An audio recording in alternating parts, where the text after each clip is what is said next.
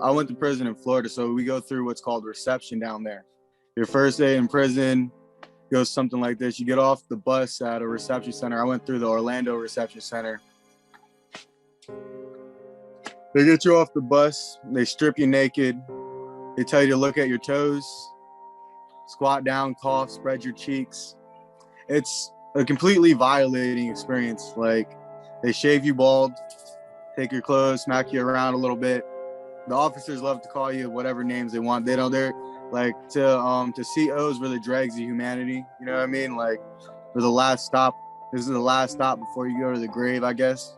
Does that make any sense? Yeah. That's how they feel about us. We're less than human. Like, they treat their dogs better than they treat us. You know? And people are seeing us coming out of here, and they're thinking like prison. Oh, they're not paying any bills. They're not doing this. But we don't have family. We don't have any connection to the outside world. Once you're inside, you're inside. And this first day in prison, it shows you. I walked through the door.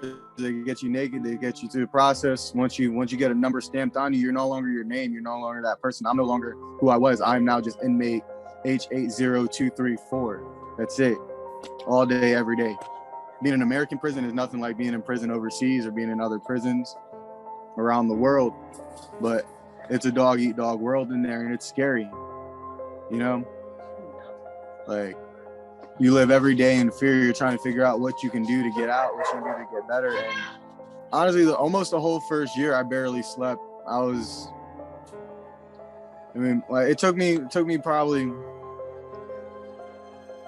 I would say, at least 4 months before I got a decent night's sleep. I mean, because like when you first get to any prison, especially like going through the reception center, it's pretty much like fight night every night.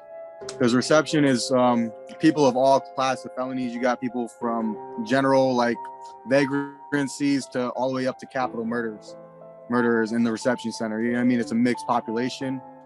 So everyone's got something to prove. Everyone's got to be the next big guy. Everyone's got to be the next tough dude. You know what I mean? I was a little luckier than most people. I didn't really have too much problems. I had a couple people who tried to rob me or this, that, and the third in my first week. But after I put my foot down and I just let people know I'm trying to do my time and ride through, for the most part, they left me alone. I didn't really have much money anyway, so I wasn't somebody that was a target. But on a daily basis, going through the reception center, I would see fights. I would see people. I mean, I don't even want to go down that road. It gets bad when you got a mixed population like that. After a month at the reception center, I got moved to my home prison where I did the majority of my time. And I mean, it's the same deal. You show up, you have to fight. We fight a couple times. People know that you don't want to get messed with. And as long as you don't go out of your way to start trouble, you usually don't get any. The thing about the gangs and the situations in there, from my point of view anyway, is that if you're using drugs and you're doing drugs and you're doing things the wrong way in there, I mean, like, first off, you never talk to the COs about anything ever, because that's the moment people want to aim at you and call you a snitch and this, that, and the third, and want things from you. You know what I mean? If you get money, you got to spend a little bit of money at a time. I mean, never go out, never, like, there's just ways to move where you can get less friction, but there's definitely an element of a gang mentality where people are always wanting to group you up or put you in their clique. But the second you join one clique, it means you're viable for war with anyone else in there. In my first year, I'm not gonna lie, I cried a lot.